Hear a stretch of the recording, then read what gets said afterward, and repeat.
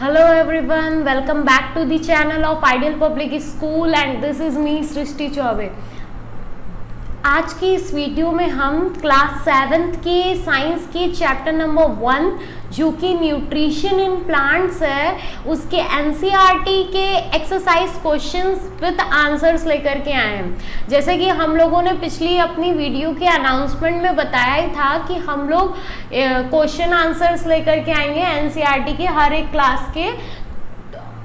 तो आज हम लोग क्लास 7th का एक्सरसाइज क्वेश्चन लेकर के आए हैं जिसे आप लोग अपने फेयर कॉपी और नोट्स पर नोट कर लेंगे। Okay, so let's start our chapter number 1 that is nutrition in plant of class 7th। देखिए बच्चों, सबसे पहले फ्रेंड्स आपको दिख ही रहा होगा आपके स्क्रीन पर कि क्वेश्चन लिखे हुए हैं, एक्सरसाइज क्वेश्चन और क्वेश्चन नंबर 1। क्वेश्चन नंबर 1 हमारा क्या है फ्रेंड्स कि why do organisms take food, कि ऑर्गेनिज्म मीन्स लिविंग बीइंग, जितने भी लिविंग बीइंग्स हैं उन्हें भोजन लेने की आवश्यकता क्यों होती है, क्यों हम लोग भोजन लेते हैं। तो इसका आंसर देखिए, आप अपने स्क्रीन पर देख सकते हैं कि all organism require energy for their life processes. Plant prepare their food and acquire nutrients from abiotic component like soil, air, water and sunlight। बोल रहा है कि सभी ऑर्गेनिज्म, सभी लिविंग बीइंग्स को अपना लाइफ प्रोसेस करने के लिए किसकी जरूरत होती है? एनर्जी की जरूरत होती है। विदाउट एनर्जी क्या हम कोई भी काम कर सकते हैं? No, we can't do any work without energy. तो इसलिए हमें अपने लाइफ में जितनी भी प्रोसेसेस करने होते हैं उसके लिए हमें किसकी जरूरत होती है? एनर्जी की जरूरत होती है। प्लांट जो होते हैं वो अपना भोजन बनाते हैं, आपको पता ही है, और वो न्यूट्रिएंट कहाँ से लेते हैं भोजन बनाने के लिए? सॉइल से, एयर से, वाटर से और सनलाइट से। On other hand animal need to get food from either plant or other animal to obtain nutrient। देखिए जैसे कि प्लांट को तो न्यूट्रिएंट सॉइल, एयर, वाटर और सनलाइट से मिल जाता है, लेकिन जो एनिमल्स होते हैं उन्हें फूड कहाँ से मिलता है? या तो प्लांट से मिलेगा या तो एनिमल से मिलेगा। तो हम लोग न्यूट्रिएंट कहाँ से ऑब्टेन करते हैं? या तो प्लांट से या तो एनिमल से। Hence animals need to take food to acquire nutrients and energy. इसीलिए हमें भोजन लेने की आवश्यकता इसलिए होती है ताकि हमें न्यूट्रिएंट और एनर्जी क्या हो सके? मिल सके।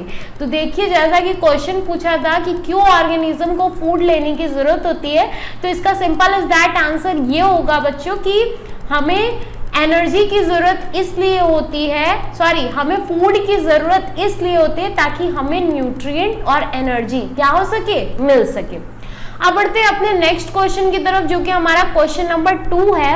तो क्वेश्चन नंबर 2 आप अपने स्क्रीन पर देख सकते हैं फ्रेंड्स कि distinguish between a parasite and a saprophyte.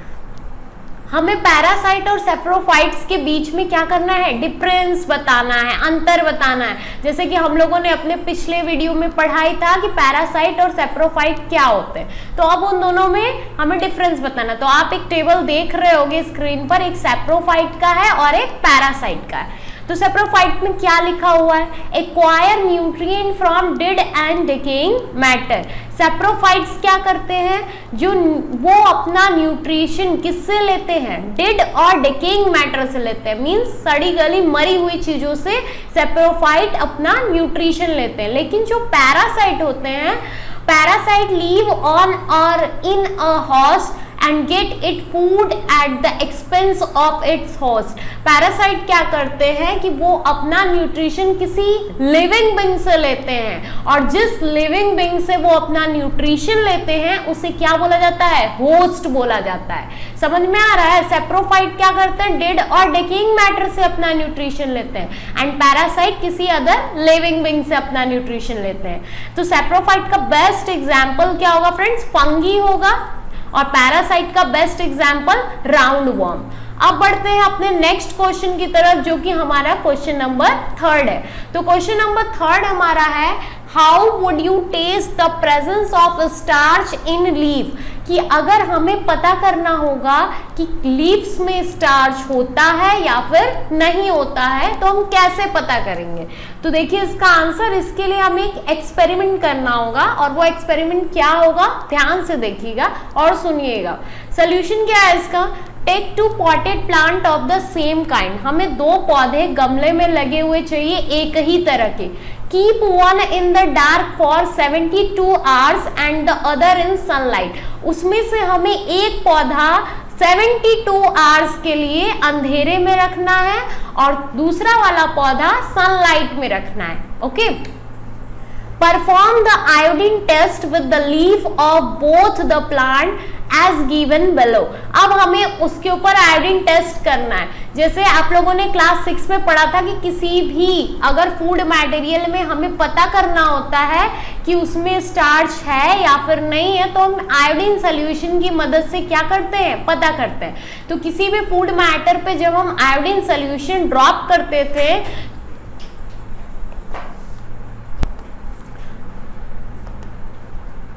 तो हम अगर किसी भी फूड मैटर पर आयोडीन सॉल्यूशन ड्रॉप करते थे, अगर उसमें स्टार्च होता था तो वो उसका कलर ब्लू और ब्लैक हो जाता था, है ना। तो अब सेम एज दैट हम इस लीव्स के साथ भी ऐसा ही करेंगे। देखिए क्या करना है, now leave the pot which was earlier kept in the dark undisturbed for 3 to 4 days and perform the iodine test again on its leave.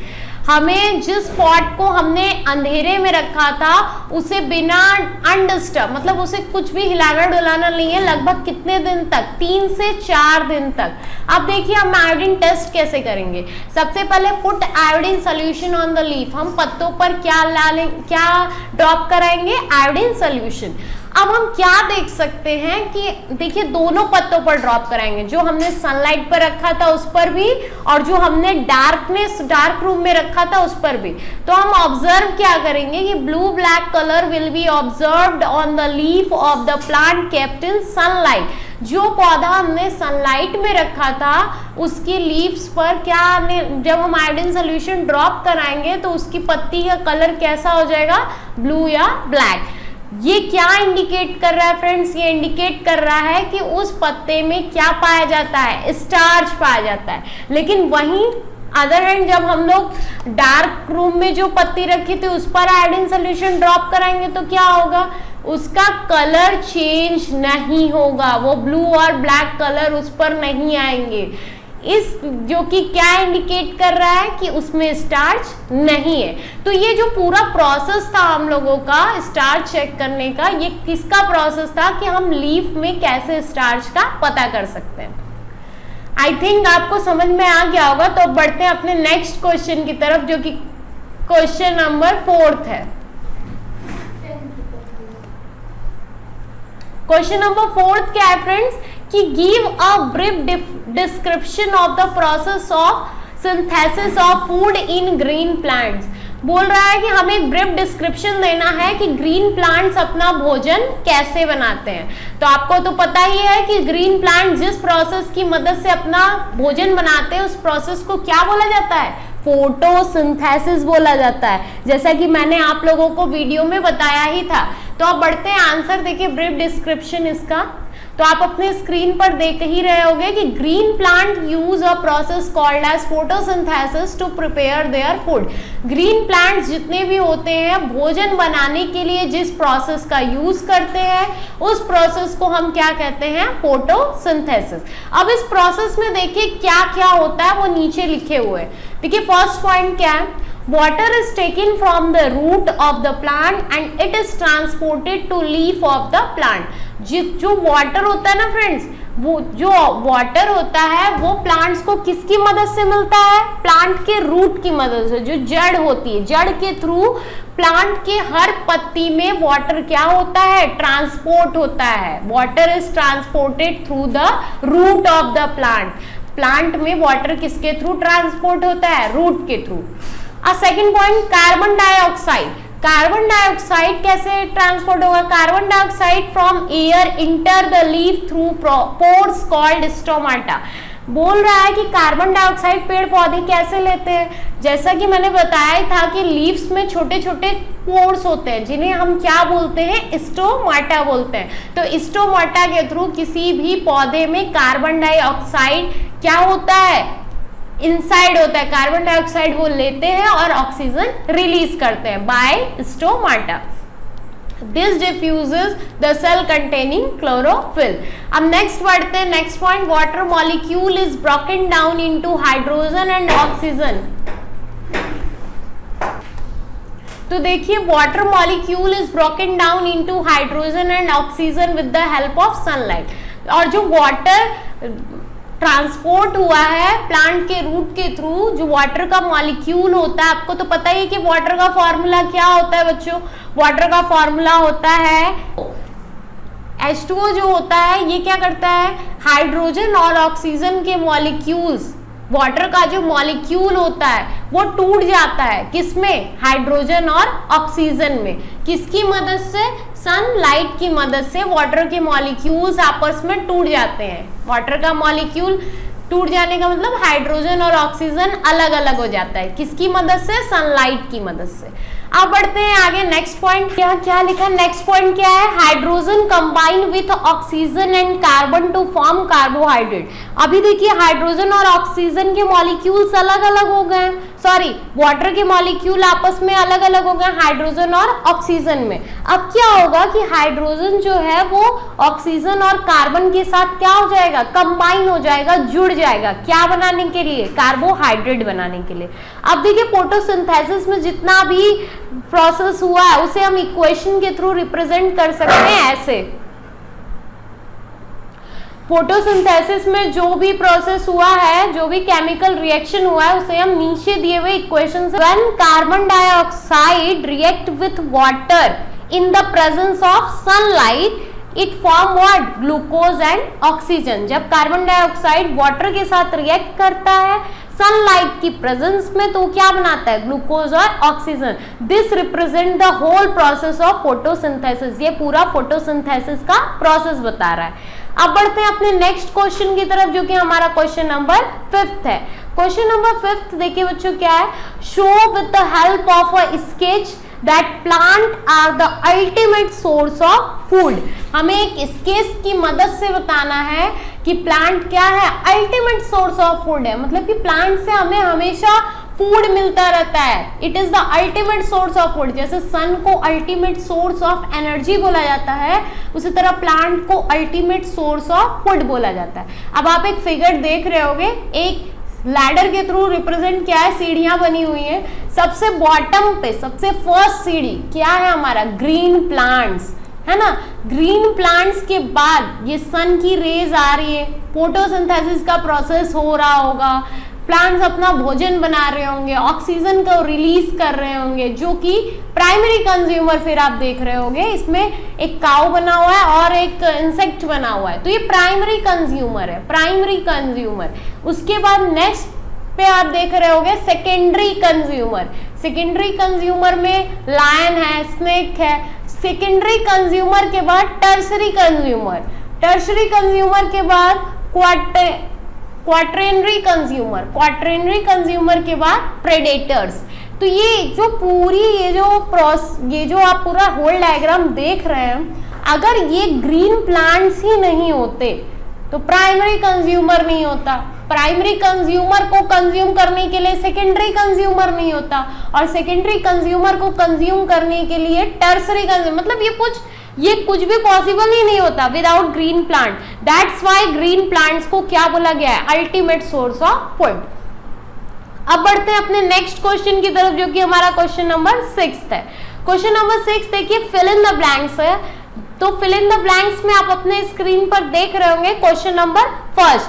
Question number 1 क्या हमारा पूछ रहा है कि green plants are called blank since they synthesize their own food. Green plant को क्या बोला जाता है, ऑटोट्रॉफ्स। यहाँ क्या फील हो जाएगा, ऑटोट्रॉफ्स। क्यों ऑटोट्रॉफ्स भाई, क्योंकि वो अपना भोजन स्वयं बनाते हैं, इसीलिए ग्रीन प्लांट्स को हम क्या बोलेंगे, ऑटोट्रॉफ्स बोलेंगे। अब देखिए सेकंड क्वेश्चन क्या है, the food synthesized by plant is stored as, जो प्लांट द्वारा जो भोजन बनता है उसे किस रूप में स्टोर किया जाता है, उसे एज अ स्टार्च स्टोर किया जाता है। तो सेकंड में हम क्या फील करेंगे, स्टार्च।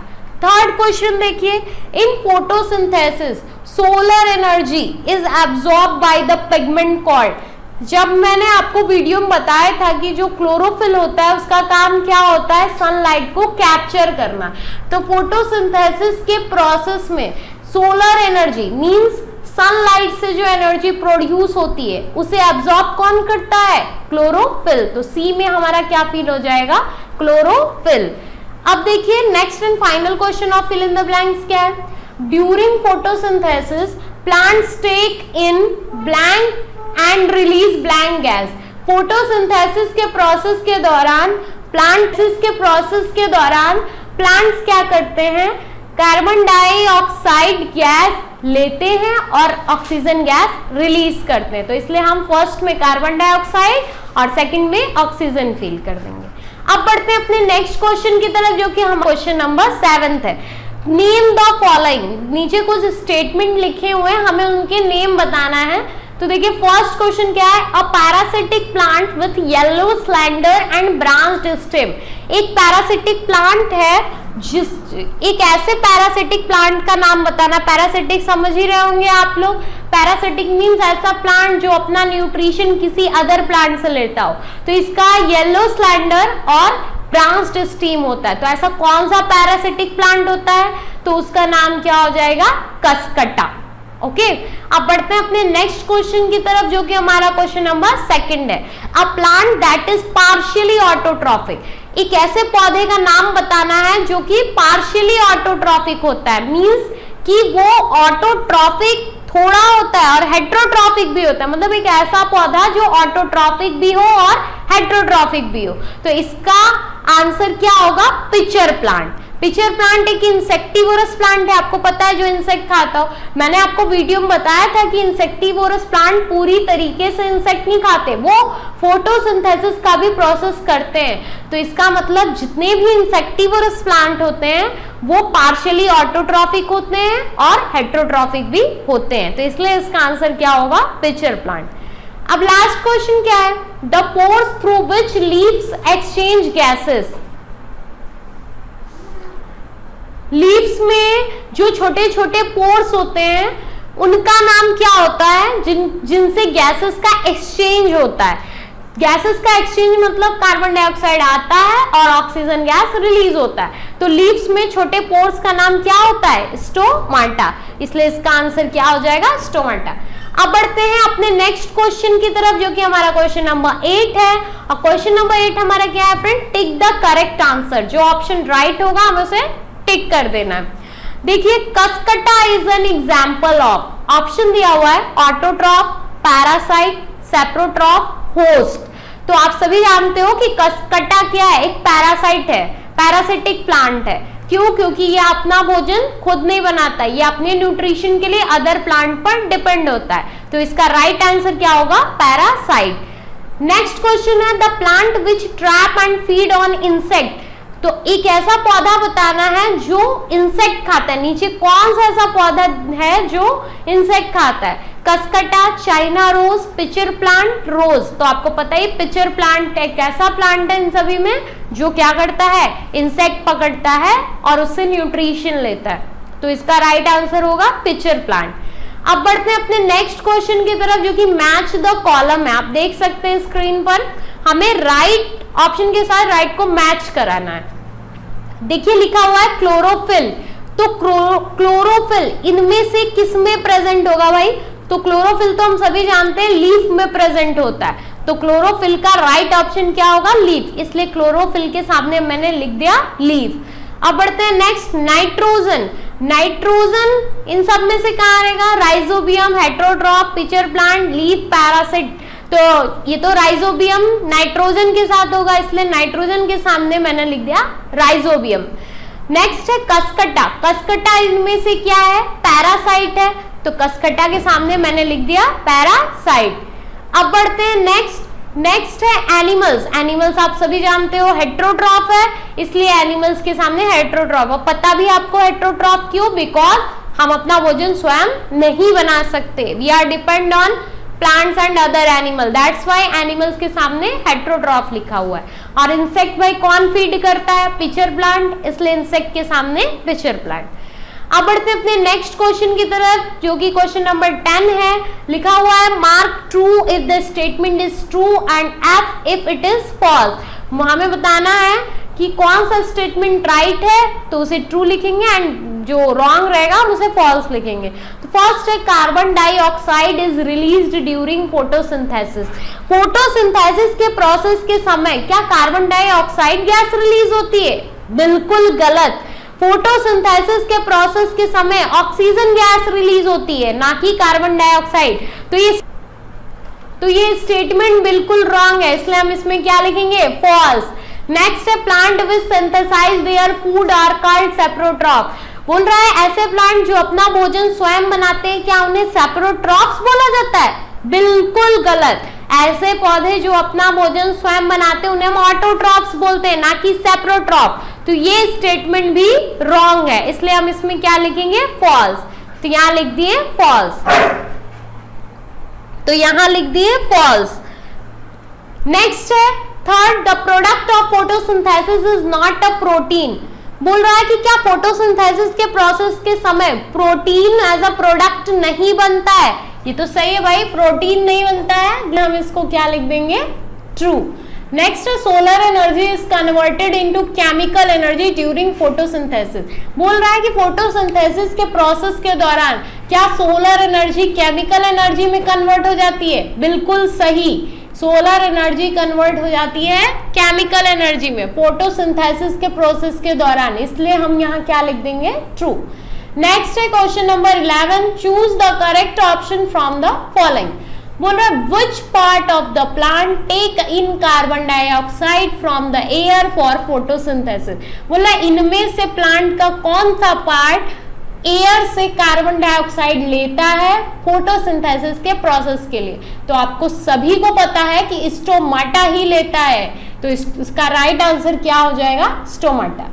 नेक्स्ट है question number 12, choose the correct option from the following. Plant take carbon dioxide from the atmosphere mainly through their root, stem, flower, leaf. Plant atmosphere से कार्बन डाइऑक्साइड कौन से part से लेते हैं? Root से, steam से, flower से, leaf से। अब भैया आपको पता है कि एक्सचेंज ऑफ गैसेस स्टोमाटा से होता है। अब स्टोमाटा कहाँ होता है? लीव्स में होता है, तो इसीलिए इसका आंसर क्या हो जाएगा? लीव्स। नेक्स्ट क्वेश्चन है हमारा क्वेश्चन नंबर 13। क्वेश्चन नंबर 13 देखिए, it is the last question of this exercise. तो क्वेश्चन नंबर 13 क्या है कि why do farmer grow many fruit and vegetable crops inside large green house? What are the advantages to the farmer? बोल रहा है why do farmer grow many fruit? मतलब किसान क्यों ढेर सारे फ्रूट्स और वेजिटेबल और क्रॉप्स ग्रीन बड़े से ग्रीन हाउस में उगाते हैं, उसके अंदर क्यों उगाते हैं, और इसका फार्मर्स को क्या लाभ होता है, क्या एडवांटेज होता है? तो देखिए आप इसका सोल्यूशन क्या है। सोल्यूशन ये है कि fruit and vegetable crops are grown in large greenhouse because it protect crop from external climatic condition and to provide suitable temperature for the growth of crop। बोल रहा है कि बड़े से ग्रीन हाउस में फार्मर्स फ्रूट और vegetable crops इसलिए उगाते हैं ताकि बाहर का जो एक्सटर्नल क्लाइमेटिक कंडीशन है, मतलब बाहर का जो मौसम है, बाहर का जो टेम्परेचर है, उसकी वजह से अंदर के क्रॉप्स या फ्रूट या वेजिटेबल्स पर कोई असर न पड़े। इसलिए फार्मर ढेर सारे फ्रूट और वेजिटेबल बड़े से ग्रीन हाउस के अंदर उगाते हैं। अब इसका लाभ क्या होता है फार्मर्स को इसका लाभ क्या होता है फार्मर्स को कि ग्रीन हाउस के अंदर उगाने से? तो फर्स्ट एडवांटेज है it protect crop from disease and adverse climatic condition. ये क्या करता है, हमारे क्रॉप्स को, वो इनसाइड उगा रहे हैं, अंदर उगा रहे हैं ग्रीन हाउस के अंदर, तो वो क्रॉप्स को डिजीजेस से और तरह तरह के मौसम से, टेम्परेचर से, अलग अलग टेम्परेचर से क्रॉप को क्या करता है, प्रोटेक्ट करता है, बचाता है। सेकेंड एडवांटेज क्या है, it protect crop from wind and rodent. बोल रहा है ये क्या करता है कि क्रॉप को प्रोटेक्ट करता है हवाओं से, तेज हवाओं से, और rodent means it is a type of insect, तो तरह तरह के इंसेक्ट्स और वाइंड से भी ये हमारे क्रॉप्स को प्रोटेक्ट करता है। इसीलिए फार्मर्स क्या करते हैं, बड़े से ग्रीन हाउस के अंदर तरह तरह के ढेर सारे फ्रूट, वेजिटेबल्स और क्रॉप्स उगाते हैं, और इसके एडवांटेज भी मैंने आपको बता दिया। तो ये था क्वेश्चन नंबर 1 से लेकर के 13 तक क्लास 7 के chapter number 1 nutrition in plant का एक्सरसाइज। अब आप लोग इसे अपने नोट्स और फेयर कॉपी पर नोट कर लेंगे और इसे रिवाइज करते रहेंगे। मैंने अच्छे से आपको एक्सप्लेन भी कर दिया है, लेकिन फिर भी अगर आपको किसी भी तरह का कोई भी डाउट होगा तो आप लोग कमेंट सेक्शन में जा करके वो क्वेश्चन राइट कर सकते हैं, आपको उसका आंसर जरूर मिलेगा। बट उसके पहले जैसा कि चैप्टर फिनिश हो गया है, तो मैं एक रिवीजन नोट्स लेकर के आई हूँ, जिसे एक बार मैं एक्सप्लेन फिर कर देती हूँ, ताकि आप लोगों को ये चैप्टर हमेशा आपके माइंड में रहे, आप कभी भी कोई भी चीज भूले ना। तो आप इस टाइम अपने स्क्रीन पर देख सकते हैं, कुछ पॉइंट्स लिखे हुए हैं, मैं उसको फिर से एक्सप्लेन कर देती हूँ ताकि आप इसे कभी भूले ना, और आप इसे भी अपनी कॉपी या फेयर कॉपी नोट्स पर नोट कर सकते हैं। तो देखिए, फर्स्ट है न्यूट्रिशन। न्यूट्रिशन क्या है? It is the mode of taking food by an organism and its utilization by the body. Nutrition क्या होता है? ये एक ऐसा मोड होता है जिसके द्वारा ऑर्गेनिज्म क्या करता है, फूड लेता है और बॉडी को यूटिलाइज करता है। अंडरस्टैंड? अगर आपसे कोई भी पूछता है व्हाट इज न्यूट्रिशन, तो आप ये बता सकते हैं। नेक्स्ट है न्यूट्रिएंट। न्यूट्रिएंट क्या होता है? फूड में जो कंपोनेंट होते हैं जिससे बॉडी को क्या मिलती है, नरिशमेंट मिलती है। तो फूड के वो कंपोनेंट जिससे बॉडी को नरिशमेंट मिलती है उसे हम क्या कहते हैं, न्यूट्रिएंट्स। नेक्स्ट है all organism take food and utilize it to get energy for the growth and maintenance of their body. सभी ऑर्गेनिज्म क्या करते हैं, भोजन लेते हैं। क्यों भोजन लेते हैं भाई? ताकि उन्हें एनर्जी मिले और उनकी बॉडी का ग्रोथ हो, उनकी बॉडी मेंटेन हो। तो फूड लेने का सबसे प्राइमरी रीजन क्या है? ताकि हमें एनर्जी मिले, बॉडी का ग्रोथ हो। ओके, अब बढ़ते हैं next. Green plant synthesize their food themselves by the process of photosynthesis, they are autotroph. Green plant जो अपना भोजन स्वयं बनाते हैं, किस प्रोसेस के थ्रू? फोटोसिंथेसिस के प्रोसेस के थ्रू। उन्हें हम क्या कहते हैं? ऑटोट्रॉफ्स कहते हैं। नेक्स्ट है फोटोसिंथेसिस। फोटोसिंथेसिस क्या होता है? Green plant prepare their own food with the help of carbon dioxide and water taken from the environment in presence of sunlight called chlorophyll for the manufacture of food. This process is known as photosynthesis. Photosynthesis process होता है जिसके द्वारा green plants carbon dioxide और water की मदद से sunlight और chlorophyll के प्रेजेंस में क्या करते हैं? फूड मैन्युफैक्चर करते हैं, फूड बनाते हैं। इसी प्रोसेस को हम क्या कहते हैं? फोटोसिंथेसिस। और ये क्लोरोफिल कहाँ पाया जाता है? प्लांट्स के लीव्स में पाया जाता है। नेक्स्ट है plant uses simple chemical substance like carbon dioxide, water and mineral for the synthesis of food. Plant क्या करते हैं? कुछ केमिकल सबस्टेंस जैसे कार्बन डाइऑक्साइड हो गया, वाटर हो गया, मिनरल हो गया, इन सभी चीजों का यूज करता है क्या बनाने के लिए? फूड बनाने के लिए। नेक्स्ट है chlorophyll and sunlight are the essential requirement for photosynthesis. Chlorophyll और सनलाइट सबसे इसेंशियल रिक्वायरमेंट है। इसेंशियल रिक्वायरमेंट मतलब सबसे ज्यादा जरूरी है। कौन से प्रोसेस के थ्रू? कौन से प्रोसेस के लिए? फोटोसिंथेसिस के लिए। फोटोसिंथेसिस में सबसे बेसिक नीड क्या होती है? क्लोरोफिल और sunlight. Without this the process of photosynthesis is not possible. Next point, complex chemical substances such as carbohydrate are the product of photosynthesis. Photosynthesis के प्रोसेस के दौरान कौन सा प्रोडक्ट बनता है? कार्बोहाइड्रेट, जो कि क्या है? कॉम्प्लेक्स केमिकल सबस्टेंस है। Next point, solar energy is stored in the form of food in the leaf with the help of chlorophyll. Solar energy क्या होता है, लीव्स में स्टोर होता है, किसकी मदद से, क्लोरोफिल की मदद से। क्लोरोफिल जैसा कि बताया ही था कि क्लोरोफिल ही सनलाइट को ट्रैप करता है। सोलर एनर्जी वो एनर्जी होती है जो सन से रिलीज होती है। तो सोलर एनर्जी को स्टोर करने का काम किस लीव्स में किसके द्वारा होता है, क्लोरोफिल के द्वारा।